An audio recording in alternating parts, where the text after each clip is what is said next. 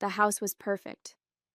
After months of renovations, choosing paint colors, hunting for furniture, and agonizing over every tiny detail, it finally felt like a home.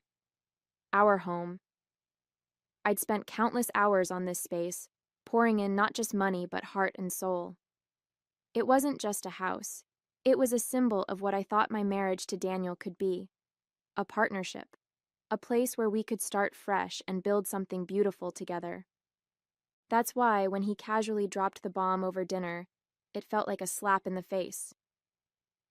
"So, Greg's going to stay with us for a while," he said, spearing a piece of chicken with his fork.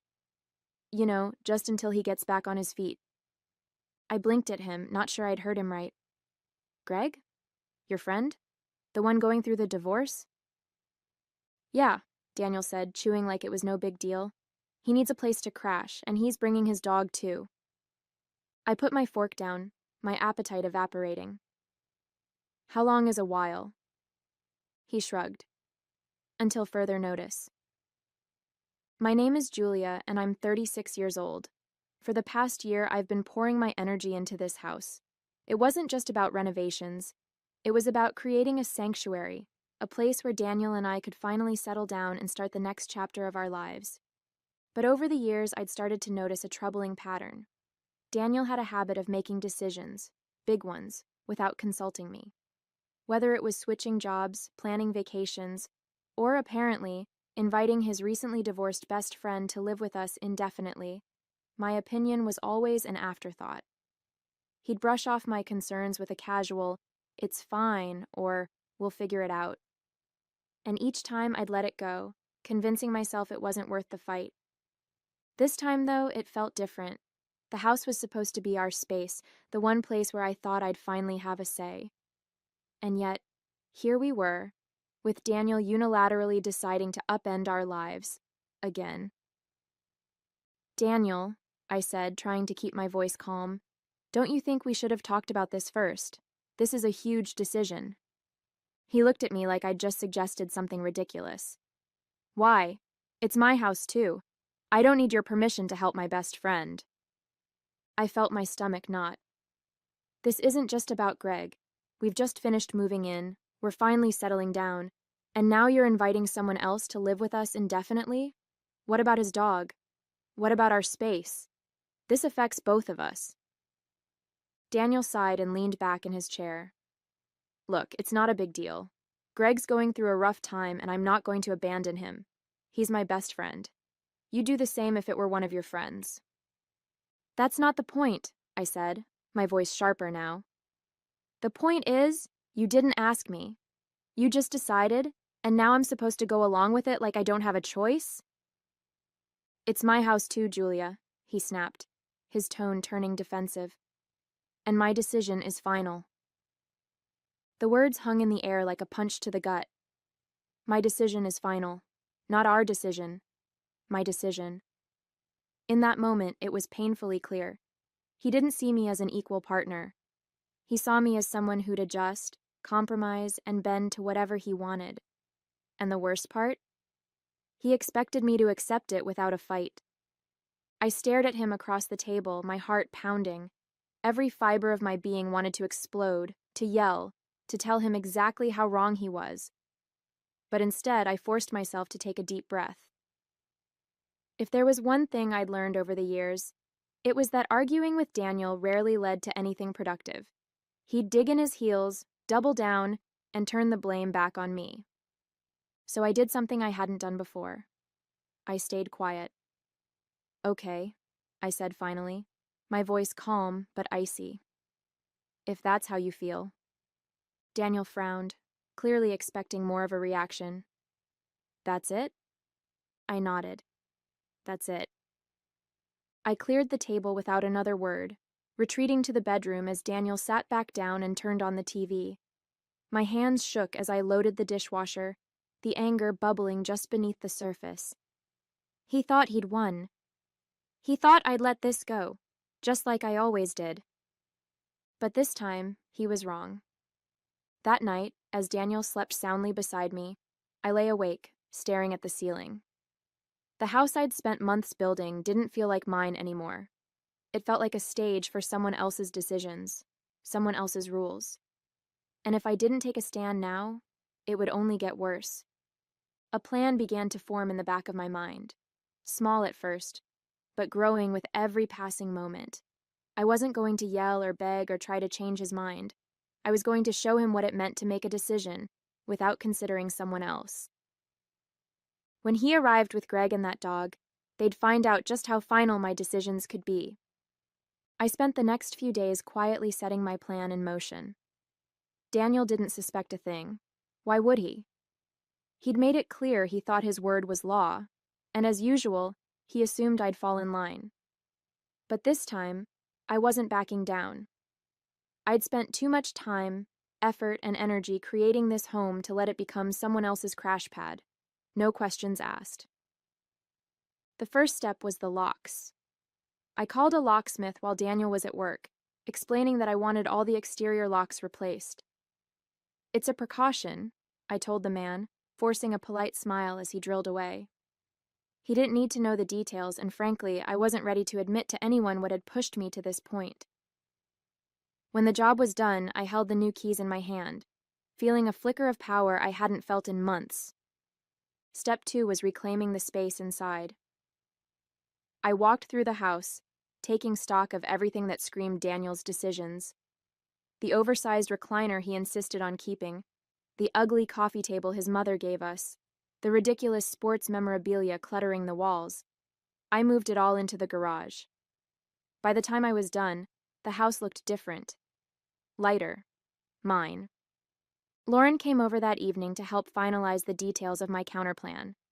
She'd been my best friend since college, the one person who always told me the truth, even when it was hard to hear. "You're really going through with this?" she asked, lounging on the freshly cleared couch. "Absolutely," I said, pouring 2 glasses of wine. "He wants to make unilateral decisions? Fine. Let's see how he likes it when I do the same." Lauren grinned, raising her glass. "I love this for you. But seriously, what's your endgame? What happens when he shows up with Greg and the dog?" I took a sip of wine, savoring the moment. "I'll let them know that this is still my house, too. They can either respect my boundaries or they can figure out another plan. I'm done bending over backward for Daniel's nonsense." The next step was preparing for their arrival. I had no intention of turning Greg away outright.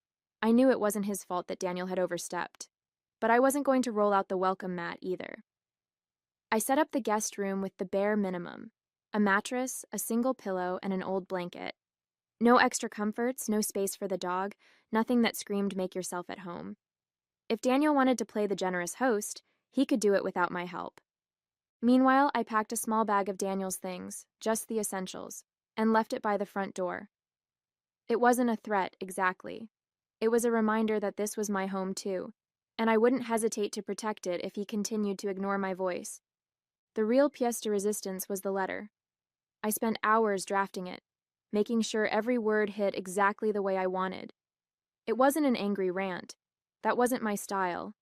It was calm, clear, and firm, laying out exactly how I felt and what I expected moving forward.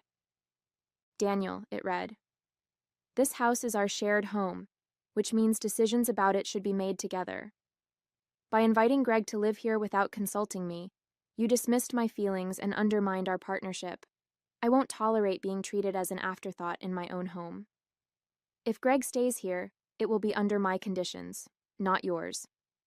And if you can't respect that, you're free to leave." I printed the letter, sealed it in an envelope, and taped it to the front door. It was the first thing Daniel and Greg would see when they arrived. The days leading up to their arrival were oddly quiet. Daniel mentioned Greg a few times, casually referring to the arrangements he'd made, but he didn't press me for input. That suited me just fine. I kept my answers short and polite, hiding my growing anticipation behind a calm facade. Lauren checked in every day, equal parts amused and excited. "I wish I could see their faces when they read that letter," she said during one of our phone calls. "Do you think Daniel will even understand what he did wrong?" I sighed, running my fingers over the new keys in my pocket. "Honestly? Probably not. But that's not the point.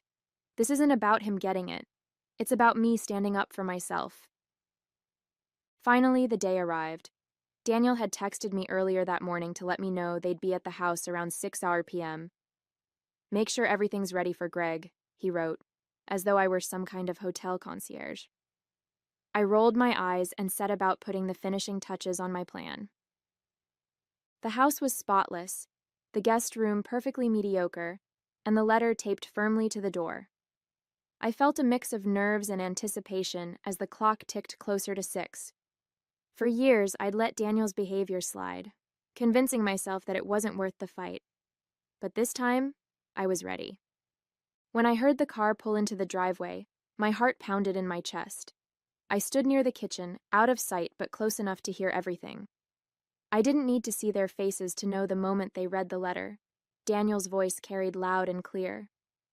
"What the hell is this?" he barked, his tone a mix of confusion and anger.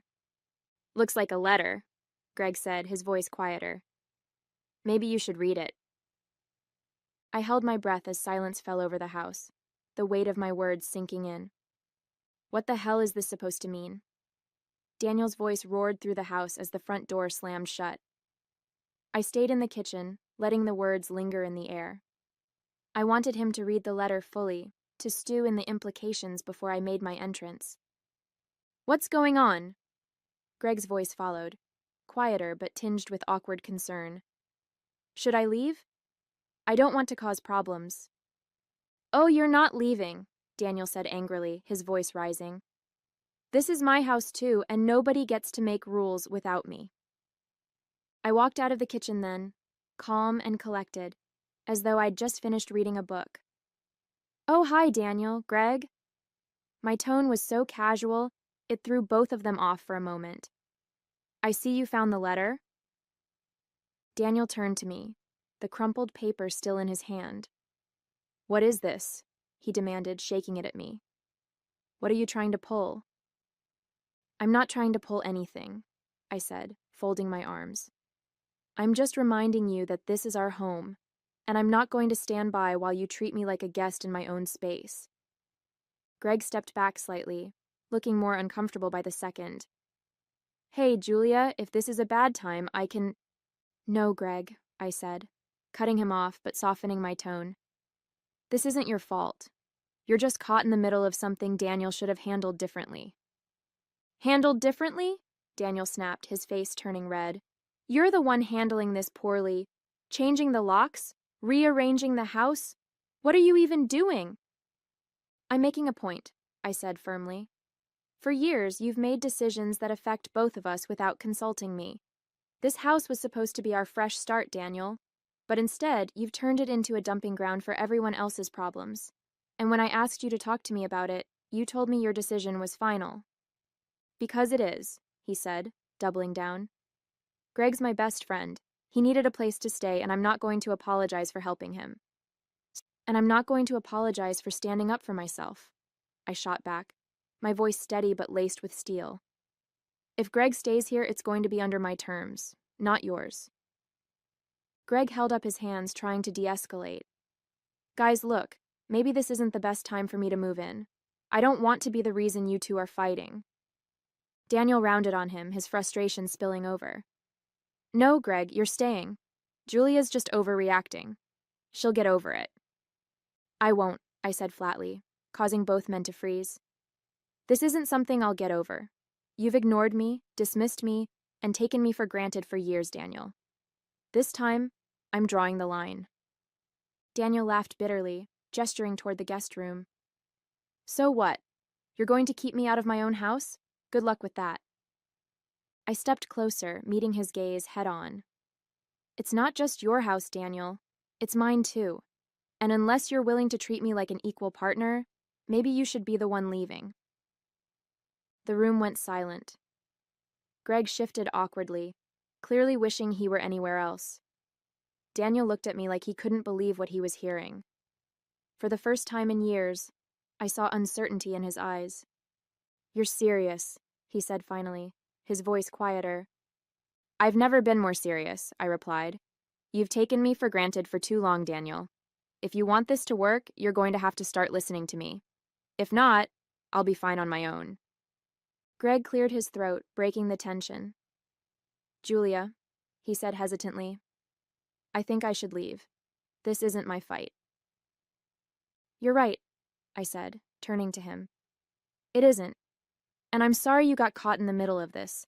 But this isn't about you, Greg. It's about boundaries. I hope you understand.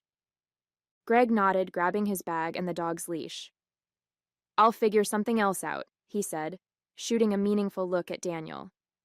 Take care of this man. Seriously. As Greg walked out the door, Daniel and I were left standing in the entryway, the tension between us thick and heavy.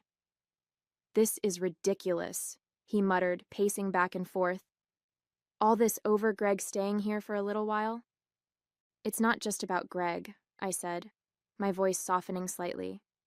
It's about how you treat me. You didn't ask me. You didn't consider my feelings. You just assumed I'd go along with whatever you decided. That's not a partnership, Daniel. He stopped pacing, his shoulders slumping slightly. I didn't think it was a big deal, he admitted, his tone begrudging. I thought you'd understand. Well, I didn't, I said, standing firm. And if we're going to move forward, that has to change. No more unilateral decisions. No more dismissing me. I'm your wife, not a tenant in your house. Daniel didn't say anything for a long time. He just stood there, staring at the letter still crumpled in his hand. Finally, he nodded, his voice barely audible. I get it. Do you? I asked, my tone skeptical. He looked up at me, his expression tired but sincere. I do. I don't want to lose you, Julia. I nodded slowly, then start acting like it. The house felt eerily quiet after Greg left. His dog's absence, the bag he had dragged out the door, and the awkward final exchange lingered in the air. Daniel sat on the couch, his head in his hands, as if the weight of the evening was finally catching up to him. For the first time in years, I didn't feel like the one who had to fix it. I busied myself in the kitchen, putting away the glasses and tidying up, mostly to give myself space to think. I didn't know what would come next, but I knew I'd said everything I needed to say. Daniel's reaction was his to process. I wasn't going to carry the burden of it for him. After a few minutes, he came into the kitchen, his footsteps slow and deliberate. Julia, he said, his voice softer than I'd expected. I want to talk. I turned to face him, leaning against the counter. I'm listening. He rubbed the back of his neck, looking anywhere but at me. I was wrong, he said finally. About Greg, about the way I've been treating you. I've been selfish. I didn't even think about how this would make you feel. For a moment, I didn't respond. I wanted to believe him, but I'd heard apologies before. Do you understand why I'm upset? I asked carefully. I think so, he said, his brow furrowed. It's not just about Greg moving in. It's about how I handled it, how I didn't handle it with you. I made it seem like your opinion didn't matter, and that's not okay. I nodded slowly. No, it's not. He sighed, his shoulders slumping. I've always been the kind of guy who makes decisions quickly. I didn't realize how much that was hurting us. You've had years to realize it, I said, my tone firm but not unkind. And I've had years of being dismissed and overlooked. That stops now, Daniel. If you can't change, if we can't be partners, I won't stay. His face tightened at my words, but he didn't argue. Instead, he nodded. You're right. I don't want to lose you, Julia. I know I've messed up, but I want to do better. That night, we slept in separate rooms. It wasn't out of anger, but because I needed time to process what had happened. For years, I'd carried the weight of Daniel's decisions, sacrificing my voice and my comfort for the sake of our marriage. Standing up for myself felt good, liberating even, but it also left me questioning whether things would ever truly change. I replayed the events of the evening over and over in my mind. Greg's quiet departure, Daniel's outburst, and finally, his attempt to take responsibility. Was it genuine? Could he really change after all this time? I didn't have the answers yet, but I knew one thing for certain. I wasn't going back to the way things were. In the days that followed, Daniel made an effort. He started asking me about decisions, small ones, like where to go for dinner, and bigger ones, like how we'd divide responsibilities at home. It wasn't perfect, and I could tell it wasn't easy for him, but it was a start. For the first time in years, I felt like we might actually be partners. As for me, I began focusing on what made me happy. I redecorated parts of the house to reflect my own tastes, adding personal touches that made the space feel like mine again. I spent more time with Lauren, catching up over coffee and laughing about the chaos of the past few weeks. Slowly but surely, I started to feel like myself again, stronger, more confident, and less willing to settle for anything less than what I deserved. A month later, the house felt like a completely different place, not because of the decor or the layout, but because of the energy. It was quieter, more balanced, and for the first time in years, it felt like my home. I'd spent weeks reclaiming my space, not just physically but emotionally, and that effort had paid off. Daniel had taken the confrontation to heart. He started therapy, not because I'd asked him to, but because he recognized that his behavior needed to change. He admitted one evening over dinner that he hadn't realized how much his decisions had alienated me, how his assumption that we'd figure it out had really meant, "You'll adjust." "I didn't respect you the way I should have," he said, his tone quiet but sincere. "I thought I was being a good husband by handling things on my own, but I see now that I wasn't. I was just shutting you out." It wasn't easy to hear him admit those things. A part of me wanted to scream, "Why did it take this long?" But I also knew that change wasn't instant. For the first time in our marriage, Daniel was putting in the work, and I appreciated that. It didn't erase the years of frustration, but it was a start. As for me, I'd found my voice again. The version of me that had been buried under years of compromise and silence was finally coming back to life. I set boundaries, clear, firm, and unapologetic ones, and Daniel respected them. When he asked about having Greg over for dinner one weekend, I appreciated that he phrased it as a question, not an assumption. "Dinner sounds fine," I told him, "but just dinner, not a sleepover. And Greg can leave the dog at home." He nodded. "Of course, thanks for agreeing." It was a small moment, but it felt like a win. Lauren noticed the change too. Over coffee one morning, she leaned back in her chair, grinning. "You look lighter," she said, "happier." "I feel lighter," I admitted. "For the first time in a long time, I'm not tiptoeing around him. I know what I want, and I'm not afraid to say it anymore." She raised her cup in a toast. "To finally taking up space." "To not settling for less," I said, clinking my cup against hers. There were still days when I doubted whether things would last, whether Daniel's efforts would hold. But I knew one thing for sure. I'd never lose myself in a relationship again. The person who stood at the kitchen counter, calmly delivering an ultimatum to her husband, wasn't going anywhere.